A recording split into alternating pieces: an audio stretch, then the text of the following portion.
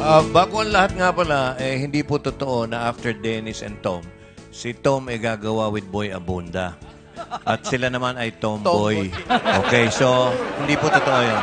Happy birthday, Tom din Kuya pa rin, Boy! Baka Tom girl naman yung ano. Hindi, birthday ni Boy Abunda ngayon. Happy birthday. Happy birthday, Tito Boy. Happy Happy Hindi birthday, ko alam, Tito ha? Boy. Mano Boy, happy birthday. Hindi sila. May birthday. cross talaga ang dila ko. Okay. Mga kaibigan, narito po si Dennis at si Tom. At hindi nyo ba ngayon mamimiss yung isa't isa dahil tapos na ang MHL? Ayan na. Ano ba? Diyan namin malalaman kung may talagang epekto. May US tour pa eh. US tour pa. Ano, Dennis? Medyo magiging busy pa rin naman po kami dahil magpo-promote kami ng album tapos may US tour. Oo Pero nga eh. mamimiss ko yung ginagawa namin sa My Husband's Lover dahil sobrang memorable po talaga para Hindi, sa akin. okay. Ito, reward nyo tong US tour. Kwentuhan nyo kami din, Tom. Ano mga pupuntahan nyo dahil naririnig, napapanood naman tayo sa Amerika.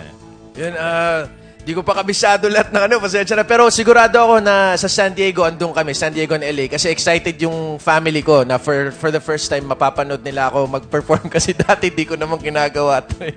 Kaya, Sa mga hindi ko nakakalam, si Tom tumira to sa Amerika. Sabi nga niya, ngayong magtuturang MHL, baka ngayon siya makakapasyal talaga sa Amerika. oh, feeling ko mas marami ako mabibisita sa States ngayon kaysa nung doon ako nakatira.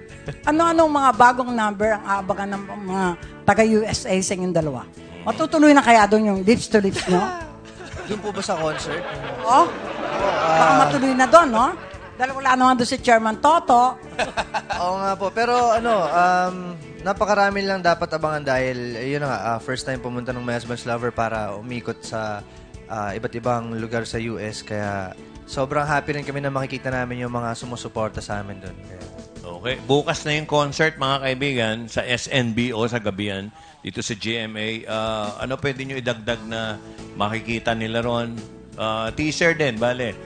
Ito yung sa Araneta, no? Oh, Okay. siyempre dami. Buong cast yung nag-perform dun eh. Bukod sa amin ni Dennis tsaka ni Carla, lahat talaga ng cast may mga special numbers dun. Tsaka, ang kulit lang niya kasi in character pa rin yung mga atake namin sa buong show eh. Kaya parang yun na yung send-off namin nung show. Feeling namin parang extension siya nung rap party namin.